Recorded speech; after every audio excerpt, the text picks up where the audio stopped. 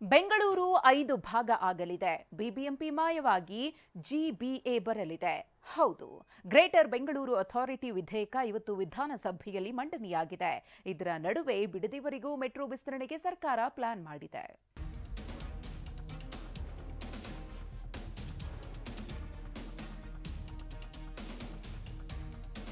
ನೂರ 98 ವಾರ್ಡ್ಗಳು, ವಾರ್ಡ್ಗೊಬ್ಬ ಕಾರ್ಪೊರೇಟರ್ಗಳ ಮೇಲೆ BBMP mayor. ಅಷ್ಟೇ ಅಲ್ಲ, ಕುಡಿಯೋ ನೀರಿಗೆ ಬೆಂಗಳೂರು ಜಲಮಂಡಳಿ, ಅಭಿವೃದ್ಧಿಗೆ ಬಿಡಿಎ, ಮನೆ ಮನೆಗೂ ಬೆಳಕು ನೀಡೋಕೆ ಬೆಸ್ಕಾಂ. ಬೆಂಗಳೂರಿನಲ್ಲಿ ಎಲ್ಲದಕ್ಕೂ ಒಂದೊಂದು ಇಲಾಖೆ ಇತ್ತು. ಆದರೆ ಇನ್ಮುಂದೆ ಇವುಗಳನ್ನೆಲ್ಲ ಒಂದೇ ವ್ಯಾಪ್ತಿಗೆ ತರಲು ಸರ್ಕಾರ ಸಜ್ಜಾಗಿದೆ. ಅದು ಗ್ರೇಟರ್ ಬೆಂಗಳೂರು ಅಥಾರಿಟಿ. ಡಿಸಿಎಂ ಕನಸಿನ ವಿಧೇಯಕ ಇವತ್ತು ವಿಧಾನಸಭೆಯಲ್ಲಿ ಮಂಡನೆಯಾಗಿದೆ. ವಿಧಾನಸಭೆಯಲ್ಲಿ ಗ್ರೇಟರ್ ಬೆಂಗಳೂರು ವಿಧೇಯಕ ಮಂಡನೆ. ವಿಪಕ್ಷ ಬಿಜೆಪಿಯಿಂದ ತೀವ್ರ ವಿರೋಧ, ಕಲಾಪದಲ್ಲಿ ಹಂಗಾಮ. ರಾಜ್ಯ ರಾಜಧಾನಿ ಬೆಂಗಳೂರಿಗೆ ಹೊಸ ಆಡಳಿತ ವ್ಯವಸ್ಥೆ ಜಾರಿಗೆ ತರಲು ರಾಜ್ಯ ಸರ್ಕಾರ ಮುಂದಾಗಿದೆ. ಅದರ ಭಾಗವಾಗಿ ಗ್ರೇಟರ್ ಬೆಂಗಳೂರು ಅಥಾರಿಟಿ ಸ್ಥಾಪನೆಗೆ ನಿನ್ನೆ ನಡೆದ ಸಚಿವ ಸಂಪುಟ ಸಭೆ ಅನುಮೋದನೆ ನೀಡಲಾಗಿತ್ತು. ಇವತ್ತು ವಿಧಾನಸಭೆಯಲ್ಲಿ ಬೆಂಗಳೂರು ನಗರಾಭಿವೃದ್ಧಿ ಸಚಿವರು ಆಗಿರೋ ಡಿಸಿಎಂ ಡಿಕೆಶಿ ವಿಧೇಯಕದ ಬಿಲ್ ಅನ್ನ ಮಂಡಿಸಿದ್ರು. ಡಿಕೆ ಬಿಲ್ ಮಂಡಿಸೋಕೆ ಶುರು ಮಾಡ್ತಿದ್ದಂತೆ ಬಿಜೆಪಿಯ ಅಶ್ವಥ್ ನಾರಾಯಣ ತೀವ್ರ ವಿರೋಧ ವ್ಯಕ್ತಪಡಿಸಿದ್ರು. 2024ನೇ ಗ್ರೇಟರ್ ಬೆಂಗಳೂರು ಆಡಳಿತ ವಿಧೇಯಕ ಮಂಡಿಸಲು ಮಂಡನೆ ಮಾತ್ರ ಮಂಡನೆ ಮಾಡ್ಲಿಕ್ಕೂ ಅಷ್ಟೇ ಚರ್ಚೆ ಇಲ್ಲ. ಇದರಲ್ಲಿ ವಿಚಾರದಲ್ಲಿ ಏನು ನಮ್ ಜೊತೆ ಚರ್ಚೆ ಮಾಡಿಲ್ಲ. ಸರ್ಕಾರದಲ್ಲೂ ತಂದಾಗ ಮತ್ತೆ ಚರ್ಚೆ ಮಾಡಿ ಎಲ್ಲಾರನ್ನು ವಿಶ್ವಾಸಕ್ಕೆ ತಗೊಂಡು ಕಾಯ್ದೆನ ಮಾಡೋಂಥದ್ದಾಗಿತ್ತು. ಇವತ್ತು ನೀವು ಏಕಾಏಕಿ ನಾವು ಎಲ್ಲಾರನ್ನು ಮಾತಾಡಿಸ್ತೀವಿ, ಎಲ್ಲಾರನ್ನು ವಿಶ್ವಾಸಕ್ಕೆ ತಗೊಳ್ತೀವಿ. ಅಲ್ಲ, ಎಲ್ಲಿ ಮಾತಾಡಿದ್ದೀರಾ? ಈಗ ಸಚಿವರೇ ಪ್ರಸ್ತಾವನೆ ಮಂಡಿಸಲಾಯಿತು. ಈಗ ಪ್ರಸ್ತಾವನೆ ಸಭೆ ಮಧ್ಯಕ್ಕೆ ಹಾಕುತ್ತೇನೆ. ಹಾಗಾದ್ರೆ ಗ್ರೇಟರ್ ಬೆಂಗಳೂರು ಅಥಾರಿಟಿ ಸ್ಥಾಪನೆಗೆ ಏನೆಲ್ಲ ಸಿದ್ಧತೆ ನಡೆಸಲಾಗಿದೆ ಅನ್ನೋದನ್ನ ನೋಡೋದಾದ್ರೆ, ಗ್ರೇಟರ್ ಬೆಂಗಳೂರು ಅಥಾರಿಟಿ ಸ್ಥಾಪನೆಗೆ ಇದೀಗ ಸರ್ಕಾರ ಮುಂದಾಗಿದೆ. ರಾಮನಗರ, ಕನಕಪುರವನ್ನ ಬೆಂಗಳೂರಿಗೆ ಸೇರಿಸೋಕೆ ರೂಪುರೇಷೆ ಸಿದ್ಧ ಮಾಡಿಕೊಳ್ಳಲಾಗಿದೆ. ಸದ್ಯ ಬಿಬಿಎಂಪಿ ಇದ್ದು ಮುಂದೆ ಬಿಬಿಎಂಪಿ ಬದಲಿಗೆ ಗ್ರೇಟರ್ ಬೆಂಗಳೂರು ಅಥಾರಿಟಿ ಅಸ್ತಿತ್ವಕ್ಕೆ ಬರಲಿದೆ.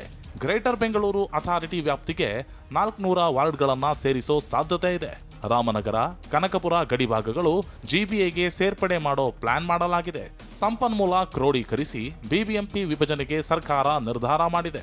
ಇನ್ನು ಸಿಎಂ ಅಧ್ಯಕ್ಷತೆಯ ಜಿಬಿಎ ಅಡಿ 5ರಿಂದ 10 ಸಿಟಿ ಕಾರ್ಪೊರೇಷನ್ಗಳು ಬರಲಿವೆ. ಜಿಬಿಎಗೆ ಯೋಜನೆ, ಹಣಕಾಸು, ಅಧಿಕಾರ ನಿರ್ವಹಣೆಯ ಅಧಿಕಾರ ಇರಲಿದೆ. ಗ್ರೇಟರ್ ಬೆಂಗಳೂರು ಪ್ರಾಧಿಕಾರಕ್ಕೆ ಸಿಎಂ ಅಧ್ಯಕ್ಷರಾಗಿರ್ತಾರೆ. ಚಲ್ಲಘಟ್ಟದಿಂದ ಬಿಡದಿಗೆ ಮೆಟ್ರೋ ರೈಲು ಕಾರ್ಯಸಾಧ್ಯತೆ ಅಧ್ಯಯನಕ್ಕಾಗಿ ಟೆಂಡರ್. ರಾಮನಗರ ಜಿಲ್ಲೆಯ ಬಿಡದಿ, ಕನಕಪುರ, ಚನ್ನಪಟ್ಟಣವನ್ನ ಗ್ರೇಟರ್ ಬೆಂಗಳೂರು ಅಥಾರಿಟಿಗೆ ಸೇರಿಸಿಕೊಳ್ಳೋ ಕೆಲಸ ಒಂದ್ ಕಡೆ ಆದ್ರೆ, ಇತ್ತ ಬಿಡದಿವರೆಗೂ ಮೆಟ್ರೋ ವಿಸ್ತರಣೆ ಮಾಡಲು ಸರ್ಕಾರ ಮುಂದಾಗಿದೆ. ಯೋಜನೆಯ ಕಾರ್ಯಸಾಧ್ಯತೆ ಅಧ್ಯಯನಕ್ಕಾಗಿ ಜುಲೈ 9ರಂದೇ ಟೆಂಡರ್ ಕರೆಯಲಾಗಿದ್ದು, ಹೈದರಾಬಾದ್ ಮೂಲದ ಕಂಪನಿ ಕೆಲಸದ ಜವಾಬ್ದಾರಿ ಹೊತ್ತಿದೆ. ಅಷ್ಟಕ್ಕೂ ಬಿಡದಿಗೆ ಎಲ್ಲಿಂದ ಸಂಪರ್ಕ ಕಲ್ಪಿಸ್ತಾರೆ ಅನ್ನೋದನ್ನ ನೋಡಿದ್ರೆ, ಚಲ್ಲಘಟ್ಟದಿಂದ ಬಿಡದಿಗೆ ಸಂಪರ್ಕ ಕಲ್ಪಿಸಲಾಗುತ್ತೆ. ಇದು 15 ಕಿಲೋಮೀಟರ್ ಮಾರ್ಗವಾಗಿದೆ. ಅದರಂತೆ 24 ಕಿಲೋಮೀಟರ್ ಉದ್ದದ ಸಿಲ್ಕ್ ಇನ್ಸ್ಟಿಟ್ಯೂಟ್ನಿಂದ ಹಾರೋಹಳ್ಳಿ ಮಾರ್ಗ, 11 ಕಿಲೋಮೀಟರ್ ಮಾರ್ಗವಾಗಿರೋ ಬೊಮ್ಮಸಂದ್ರದಿಂದ ಹತ್ತಿಬೆಲೆ ರೂಟ್ ಹೊಸ ಯೋಜನೆಯಲ್ಲಿವೆ. ಜೊತೆಗೆ 54 ಕಿಲೋಮೀಟರ್ ಉದ್ದದ ಕಾಳೇನ ಅಗ್ರಹಾರದಿಂದ ಕಾಡುಗೋಡಿ ತನಕ ಮೆಟ್ರೋ ಮಾರ್ಗದ ಬಗ್ಗೆಯೂ ಅಧ್ಯಯನ ನಡೆಸಲಾಗ್ತಿದೆ. ನಾವು ಚಲ್ಲಘಟ್ಟ ತನಕ ನಮ್ಮ ಮೆಟ್ರೋ ಹೋಗಿದೆ. ಇವಾಗ Challaghatta to Bidadi is also becoming industrial area. So plus ಇವಾಗ ಅದು ಒಂಥರ ನಮ್ಮ ಸ್ಯಾಟಲೈಟ್ ಟೌನ್ ಇದ್ದಂಗೆ ಇರುತ್ತೆ. ಸೊ ಹಾಗಾಗಿ ಅದನ್ನು ನಾವು ಚಲ್ಲಘಟ್ಟದಿಂದ ಬಿಡದಿ ಏನಿದೆ ಅದೊಂದು ವಿಸ್ತರಣೆಗೆ, ಅದಲ್ಲದೆ ನಮ್ಮ ಸಿಲ್ಕ್ ಬೋರ್ಡಿಂದ ಹಾರೋಹಳ್ಳಿನೂ ಇಂಡಸ್ಟ್ರಿಯಲ್ ಏರಿಯಾ ಇದೆ. ಸೊ ಸಿಲ್ಕ್ ಇನ್ಸ್ಟಿಟ್ಯೂಟಿಂದ ಹಾರೋಹಳ್ಳಿ ತನಕ ಅದಕ್ಕೂ ಒಂದು ಫಿಸಿಬಿಲಿಟಿ ಸ್ಟಡಿ. ವಿಧಾನಸಭೆಯಲ್ಲಿ ಗ್ರೇಟರ್ ಬೆಂಗಳೂರು ಅಥಾರಿಟಿ ವಿಧೇಯಕ ಮಂಡನೆ ಆಗ್ತಿದ್ರೆ, ಇತ್ತ ಬಿಡದಿ ತನಕ ಮೆಟ್ರೋ ಓಡಿಸಲು ತಯಾರಿ ನಡೆದಿದೆ. ಪ್ರಸನ್ನ ಗಾಂವ್ಕರ್, ಕಿರಣ್ ಹನ್ಯಡ್ಕ ಜೊತೆ ಕಿರಣ್ ಸೂರ್ಯ, ಟಿವಿ9 ಬೆಂಗಳೂರು.